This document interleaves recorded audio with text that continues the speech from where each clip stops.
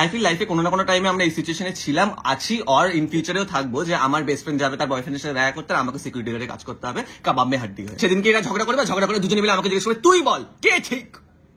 আমি কি করে জানবো কে ঠিক?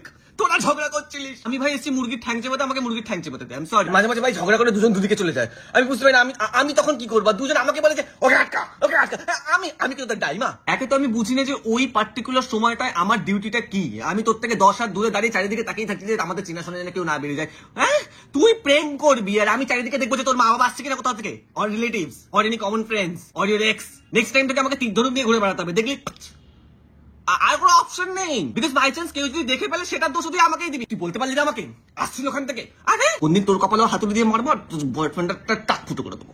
অ্যান্ড দেন বাই চান্স যদি বাড়িতে ধরা পড়ে, ভাই সব দোষ আমার হয়ে যায়। কিছু একটা বলে দিল কাকিমাকে, কাকিমা ভেবে নিল যে আমি খুব বাজে ছেলে, অসভ্য ছেলে, ওনার মেয়েকে নিয়ে গিয়ে দিয়ে দিয়েছি কারোর কাছে। হয়তো আমার মাকেও ফোন করে বলে দিয়েছিলাম আমি বাড়িতে কেলানি খেয়েছিলাম, আমি বুঝলাম না। আমি গেছিলাম সিকিউরিটি গার্ডের কাজ করতে, উল্টা আমি কেলানি খাচ্ছি কেন? এত দায়িত্ব পালন করার পরে তো হাতে 100টা টাকা দিস না, 20টা টাকাও দিস না যে ঘুগনি খাবো একটু কিনে। এই বিনা পয়সার কাজটা আমি আর করতে পারবো না। নেক্সট টাইম থেকে আমাকে নিয়ে যদি তোর বয়ফ্রেন্ডের সাথে দেখা করতে যাস, আমাকে টাকা দিতে হবে। টাকা দিবি, যাবো তোর সাথে।